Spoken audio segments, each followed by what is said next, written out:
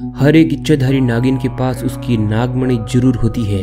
कहते हैं कि जब स्वाति नक्षत्र की पहली बारिश होती है तो उसकी पहली बूंद कोबरा सांप के मुंह में अगर चली जाए तो वह सांप अपने मुंह से नागमणि पैदा करता है, और जब वह सांप नागमणि पा लेता है तो उसमें कई सारी शक्तियां आ जाती है, जैसे कि किसी भी मनुष्य का रूप ले लेना और मनचाही जगह पर पलक झपकते ही पहुंच जाना, और वह अपना आकार कितना भी बड़ा कर सकता है और कितना भी छोटा। इस तरह की सभी पावर उसके पास आ जाती है। कहते हैं कि नागमणि की रोशनी बहुत ही ज्यादा तेज होती है और इसका प्रकाश कई किलोमीटर दूर से भी देखा जा सकता है। परंतु भाइयों, एक इच्छाधारी नागिन अपने नागमणि को हमेशा लोगों की नजरों से छुपा कर रखती है, परंतु जब भी उसकी नागमणि उससे छीन ले तो नागिन का गुस्सा 7वें आसमान तक चला जाता है। और इसी तरह की एक सच्ची घटना हम आपको बताने वाले हैं, जो कि बिहार के बंगा नाम के एक गाँव में हुई थी, और वह गाँव बिल्कुल जंगल के करीब बसा हुआ था।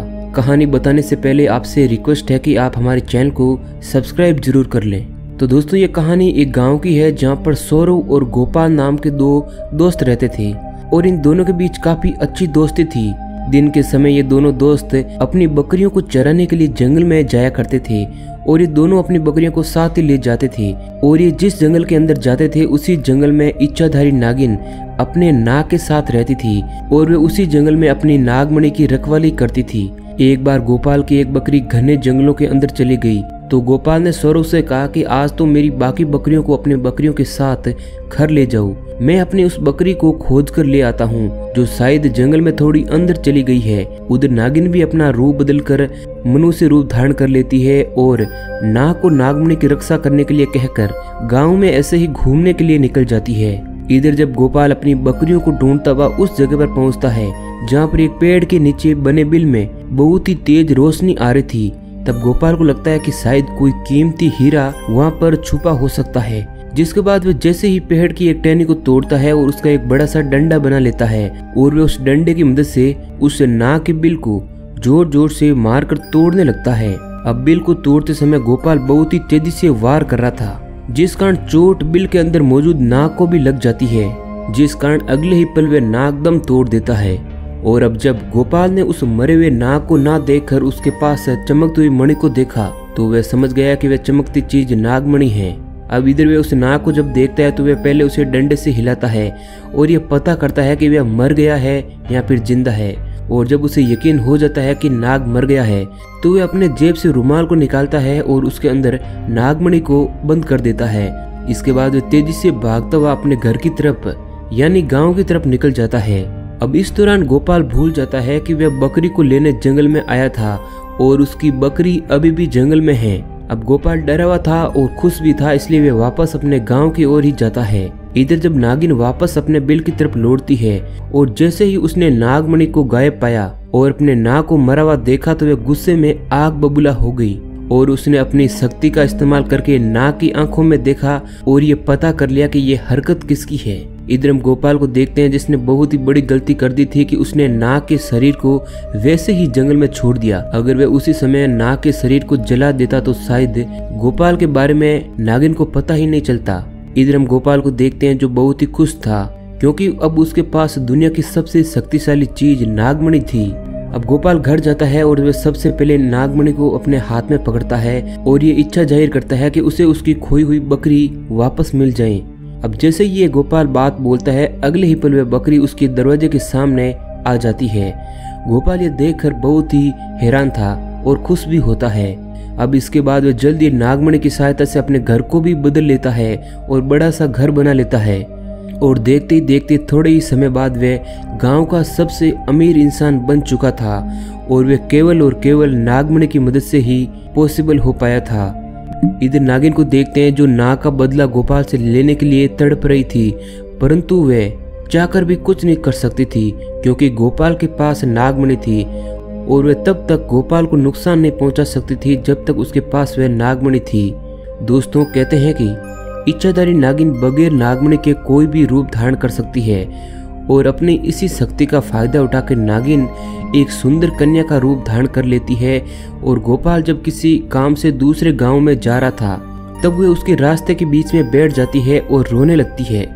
अब इधर जब गोपाल आता है और एक बहुत ही सुंदर स्त्री को रोते हुए देखता है तो वह अपनी गाड़ी से नीचे उतरता है और पूछता है कि रो क्यों रही हो। तब नागिन उसी समय कहती है कि मेरा नाम पायल है और मैं अपने पति के साथ दूसरे गांव में रहती थी, परंतु कल ही वह एक दूसरी स्त्री से शादी करके गांव वापस आया है और मुझे मार मार के घर से बाहर निकाल दिया है। अब मैं जाऊं तो भी कहां, मैं बेसहारा और लाचार हूं। जिसके बाद गोपाल को उस स्त्री पर तरस आ जाता है और उसकी सुंदरता से वह आकर्षित भी हो जाता है। जिसके बाद वह उस पायल नाम की स्त्री को अपने घर ले आता है। धीरे धीरे नागिन और गोपाल के बीच दोस्ती शुरू हो जाती है और दोस्ती इतनी गहरी होती चली गई कि गोपाल को पता ही नहीं चला कि कब वह उस स्त्री के प्यार में फंस चुका था। एक दिन गोपाल और पायल यानी कि नागिन दोनों घूमने के लिए कहीं गए हुए थे और चीजों को एकांत में पाकर पायल ने गोपाल से पूछा कि तुम्हारे गले में ये चमकती हुई चीज क्या है। तो गोपाल कुछ भी नहीं बोलता है और एक साधारण सा आभूषण बताकर बात को टाल देता है। तब वह नागिन कहती है कि यह मुझे बहुत ही अच्छा लगा, इसलिए मैं इसे अपने गले में पहनना चाहती हूँ। दोस्तों, ये वही आभूषण है जो नागमणि के नाम से पुकारा जाता है। और अब पायल कहती है कि क्या कुछ समय के लिए तुम मुझे ये दे सकते हो, क्योंकि मुझे इसकी चमक बहुत ही अच्छी लगती है और मैं देखना चाहती हूँ कि आखिर मेरे गले पर यह कैसा लगता है। इस पर गोपाल चिल्लाते हुए बोलता है कि मैं तुम्हें यह नहीं दे सकता, इसके बदले तुम कुछ भी मांग सकती हो, मैं तुम्हें दे दूंगा। इस पर पायल एकदम से गुस्सा होकर बोली कि तुम मुझसे प्यार ही नहीं करते, क्या तुम मुझसे ज्यादा इससे आभूषण को प्यार करते हो? मैंने तुम्हारे बस ये गले की माला मांगी है और तुम इस छोटी सी चीज के लिए मुझे मना कर रहे हो और साथ ही मुझ पर इतना चिल्ला भी रहे हो, और मैं तुम्हें सच्चे दिल से प्यार भी करती हूँ। जिसके बाद गोपाल को ना चाहते हुए भी वे अपनी माला को निकाल कर पायल को देते हुए कहता है कि ठीक है, कुछ समय के लिए तुम इसे अपने गले में पहन सकती हो, परंतु ध्यान रखना इसे कहीं भी गिराना मत, क्योंकि गोपाल को डर था कि अगर ये चला गया तो वह तबाह भी हो सकता है। अब पायल के हाथ में जैसे ही वह नागमणि आती है, पायल का रूप एकदम से बदलने लगता है। केवल एक ही पल में पायल एक सुंदर कन्या से एक भयानक कन्या के रूप में बदल जाती है और उसका चेहरा बिल्कुल नाग सा हो जाता है। अब गोपाल ये देखकर डर जाता है। इसके बाद वह नागिन गोपाल को कई बार डसती है और आखिरकार गोपाल मारा जाता है।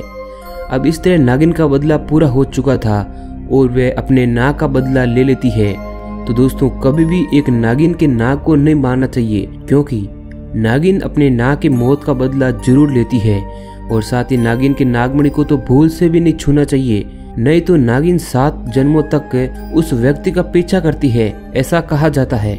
लेकिन आपकी इन सब के बारे में क्या राय है, आप कमेंट करके जरूर बताइए। मिलते हैं जल्दी एक नए वीडियो में।